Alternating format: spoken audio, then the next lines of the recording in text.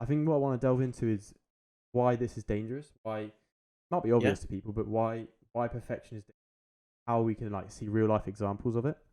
And Hmm. it's going to be like our other podcast that we're talking about social media, and I think that's it's a it affects quite a lot of our generation, mainly because we've grown up with social media, and Yeah, you probably know where I'm going with this, but you I see do. a lot of I see a lot of fitness, especially fit. I think I'll start with fitness. Like fitness on social media is always aiming for the perfect body, and like this is where the subjectiveness comes in. Like perfect to some people isn't this athletic, like ripped like man or like some toned like Yeah, female. Um, it's it's subjective, but then you get this idea of perfection creates so much anxiety and stress into these people that are our age or younger or even older, and it creates this almost like false image for them because they think society's telling them to be perfect like this, be perfect with this certain body type, and they're like, I don't want to, but yeah. I'm getting pushed to do that, and it's like this is where all this anxiousness comes from. Well, yeah. I mean, young people and teenagers, they will always be easily influenced, won't they? And the fact of it is that social media is now like a massive influencer, and then you get these people that call themselves influencers. Who gave them the right to dictate how they influence generations of people and children and teenagers? And they're just sort of doing it freely, using their own subjectivity. They're saying, "Oh, this is how you get the perfect body," and they're saying, it's sort of in a way, it's sort of just like false teachings because it's just sort of saying to their audience, this is the perfect body. That's fact. It's not subjectivity. And then obviously we know in reality that the body they're talking about is subjectively perfect for them, and it just I mean it lends into the whole thing we were talking about with social media where it's all a bit out of control. People are having such an influence on these children who are so easily molded and so easily changed. Their mindsets are so easily like just twisted, and they have this way to instantly connect with them and sort of instantly pass over their opinions and their their life, the way they live their life, that kind of thing. And it's not inherently healthy. And obviously it can be good.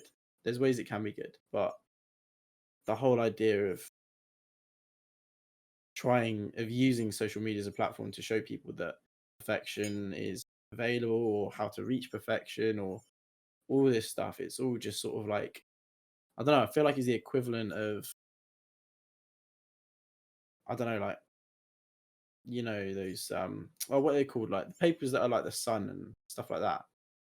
Half magazine, half newspaper, just Um, all basically used to get more attention, More you know? clicks on on the websites, Yeah, I etc. mean, Yeah. it comes down to the same thing, They're ultimately what they're doing is sure they might have passion in the thing that they are creating in the content they create, right? You'd hope so, especially the biggest influencers. But the main the main driver is money. And then from that, you need for money, you need popularity, you need clicks, you need people to watch the video all the way through. You need to be growing at a certain rate. Obviously, it's very demanding, and then to do that, you need to create content which is going to be a controversial or b grab people's attention out of nowhere. You need to make sure that you don't lose their attention. You need to make sure it's relevant to your audience. You need to know the audience. Do you know what I mean? It's so complex. So of course they're going to play into these ideas which are more controversial, more likely to get a click, but also more likely to be less considerate and careful with the actual content that's being handed over. When they're making a video about getting the perfect body, they're more concerned with people going across it, scrolling across it in their timeline and seeing like perfect body, I want that. And then keeping them in, reeling them in for the whole video.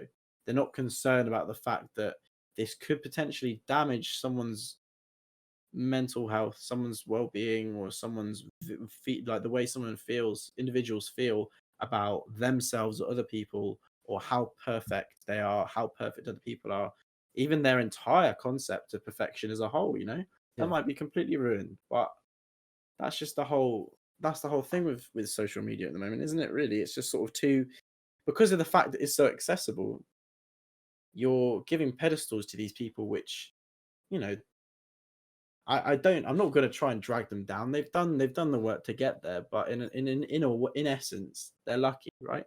Yeah. It's luck that gets people to that level. The top creators, there is a huge element of luck, 100%. Yeah. because the algorithm works a certain way. No one knows exactly how it works, and coincidentally, what they've done, the content they've produced, it's all just sort of, everything just aligns, right?